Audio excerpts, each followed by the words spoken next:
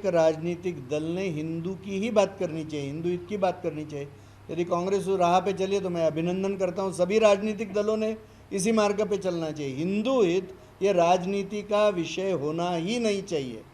हिंदू हित ही राष्ट्र हित है, वही देश हित है, उसके बारे में विवाद होना ही नहीं चाहिए। सभी ने इस काम में लगना चाहिए। तो केरला स्टोरी को लेके कांग्रेस का ये कहना है कि इसको एडल्ट फिल्म घोषित किया गया, सेंसर बोर्ड ने ए सर्टिफिकेट दिया, लेकिन इंक्लूडिंग मध्य प्रदेश कई राज्यों ने इसको टैक्स फ्री करने की घोषणा की।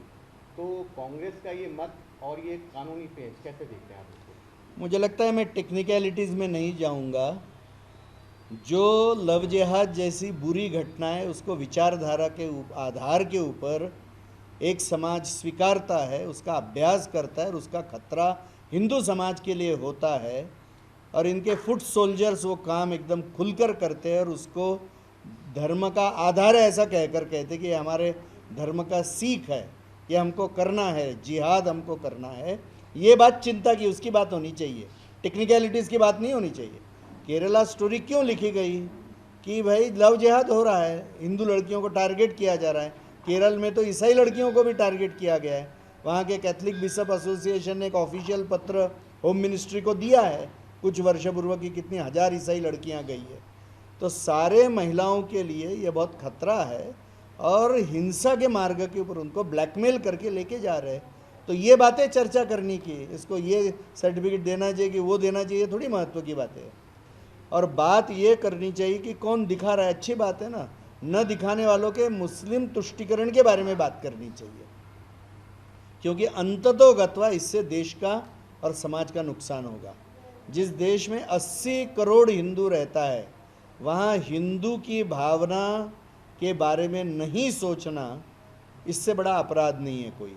राम जन्मभूमि इसको बदल रही है, राम जन्मभूमि इसको बदला है। अभी राष्ट्रीय स्तर पे हिंदू हित की अनदेखी करके कोई यशस्वी राजनीति नहीं कर सकता है।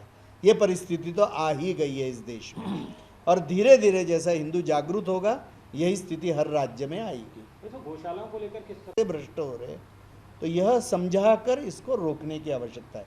यही परिणामों की मैं बात कर रहा हूँ कि गलत निर्णय होंगे, नीतिगत निर्णय होंगे तो समाज और देश में नुकसान होगा। ये रोकना। ये पूरे समस्या को जड़मूल से समाप्त करने के लिए क्या एक राष्ट्रीय कानून नहीं बना दिया जाए जो सभी राज्यों पर प्रभावी हो कि गोवंश पे वध पे प्रतिबंध लगा दिया जाए? विश्व हिंदू परिषद का आग्रह है कि केंद्रीय स्तर पे गोरक्षा और धर्मांतरण ये सारे विषयों को लेकर एक सेंट्रल कानून आना चाहिए, क्योंकि ये नेशनल प्रॉब्लम है। तो इसके लिए हम राजनीतिक दलों से मिल रहे हैं। हमारा जो विशेष संपर्क विभाग है वो सभी सांसदों से हर वर्ष मिलता है ऐसे विषयों को लेकर, और कुछ राज्यों में भी हम प्रयत्न कर रहे हैं। तो कुछ राज्यों में अभी धर्मांतरण विरोधी कानून तो आ गया 8-10 राज्यों में। हमारी इच्छा है कि सेंट्रल लेवल पे आए, सेंट्रल लेवल तक आने तक हर राज्य में भी हम प्रयत्न करते रहेंगे। तो ये तो हमारी इच्छा है कि ये जो ऐसे विषय है पूर्ण देश भर में इसके लिए योग्य कानून हो और उसका पालन भी हो। पटना में बागेश्वर धाम सरकार जो है, जो वीरेंद्र कीर्ति शास्त्री जिनको कहते हैं, उनकी कथा शुरू हो रही है और उसको लेकर काफ़ी विरोध है। और जो सत्तारूढ़ पार्टी है, लालू यादव के बेटे तेजस्वी, उन्होंने भी कहा है कि अगर कुछ ऐसी बात करेंगे तो हम उसको देखेंगे। तो बिहार में ये सब प्रतिक्रियाएं कैसी आप देखते हैं? लठेट सेना तैयार कर ली है। देखिए, जो धर्म के विरुद्ध जाएगा उसका अंत में तो नाश ही होगा। आज भले ही जीतते हुए कुछ लोग दिख रहे हैं, मगर उनका नाश ही होगा। धर्म का विरोध करके कोई यशस्वी नहीं हो सकता है। आज थोड़े बहुत आगे पीछे चलेंगे इनके कदम। दूसरी बात है कि हिंदू संतों को ही सब लोग टारगेट कर रहे हैं। जब उत्तराखंड में ये सारी अवैध मज़ारें निकाली गई तो एक भी मज़ार के अंदर कोई मुर्दा नहीं निकला। इसके बारे में कौन बात करेगा?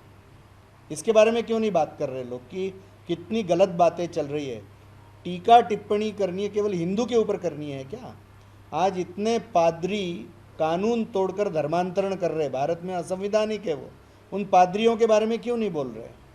या मंदिरों के ऊपर केवल सरकारी नियंत्रण हो रहा है, मस्जिद और चर्च के ऊपर नहीं हो रहा है।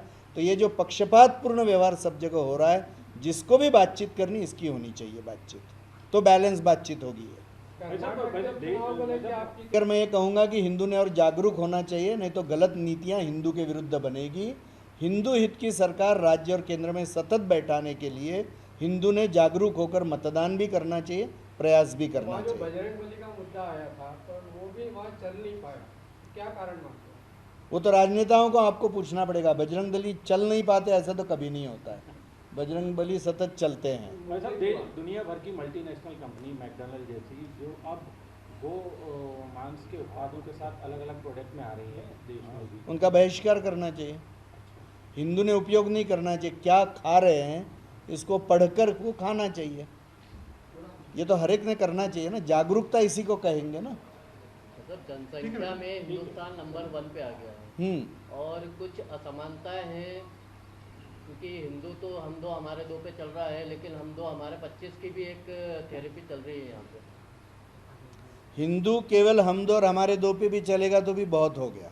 हम दो हमारा एक या हम दो और कोई भी नहीं, इस पे नहीं चलना चाहिए। कम से कम हर हिंदू के घर में 2 बालक तो भी होने ही चाहिए, कम से कम ये होना चाहिए। ये हमारी अपेक्षा है और इसे वो हमको उसके लिए आग्रह करना है।